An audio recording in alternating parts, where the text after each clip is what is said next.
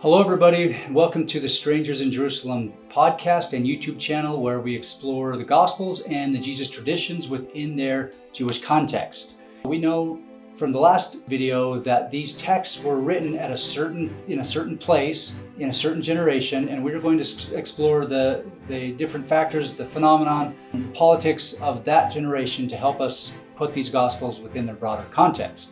In this particular video, we are going to look at the first major factor of how these Gospels were written and what influenced them. So follow me. Let's go to Jerusalem.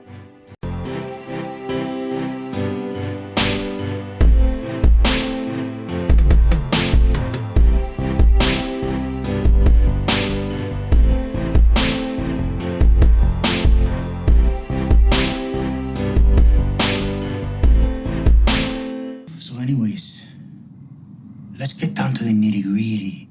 There are perhaps two major factors. There's probably some others. You could break these two major factors down into sub-factors, but for our purposes, there are two major factors that influenced how the Gospels were written.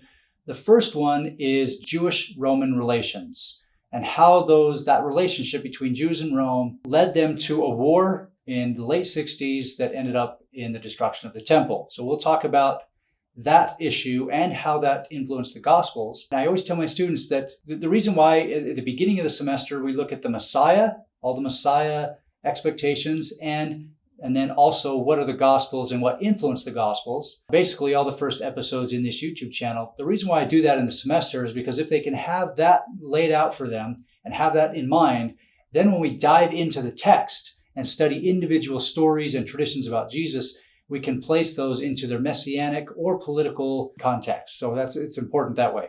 All right, that's what I'm talking about! So with this first factor, the Jewish-Roman war and Jewish-Roman relations, we'll walk through and give you just a brief feel for how this develops throughout the first century, leading up to the generation in which the Gospels were written. So in the year 19 CE, so Jesus would have been in his early 20s, in that year, Jews were expelled from the city of Rome by Tiberius Caesar. This was a political move, and that they were all expelled. You can go read about the nuances of that issue, but they were expelled.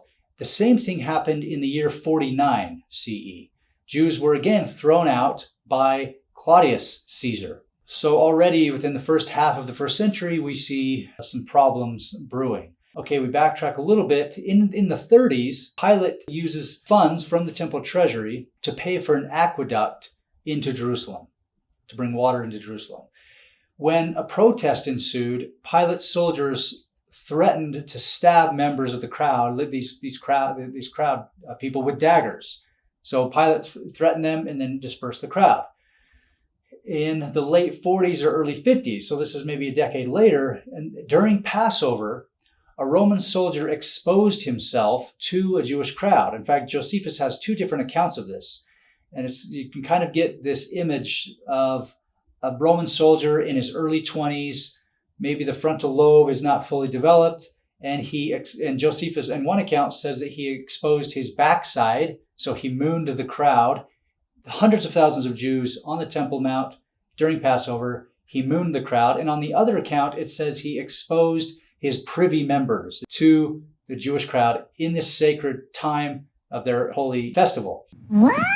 When he did that, a protest ensued, a riot broke out, and then soldiers were brought in and 20,000 Jews were killed. At least this is according to Josephus. I don't know if those numbers are inflated, but it's a real blow to Jewish-Roman relations. In the 50s CE, also, Roman soldiers killed 6,000 Jews for following a man who claimed to be Messiah. So this guy goes on the Temple Mount. He's an unnamed Egyptian Jewish prophet, and he says that on my command, when we go down to the city, which is in view of the Mount of Olives, you can see the city. When on my command, we're going to go down, and the walls of Jerusalem are going to fall down just like Joshua. This is the context of this guy's activities. When the Romans found out about it, they rushed to the Mount of Olives and killed 600 Jews.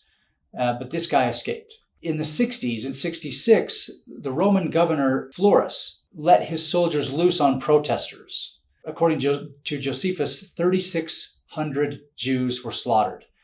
This is an interesting case because the governor Florus was up in the northwest part of Israel today, northwest part of the country in Caesarea. This is a port city up in that region, and this is a port city, so there was a lot of people stationed up there, including the Roman governor.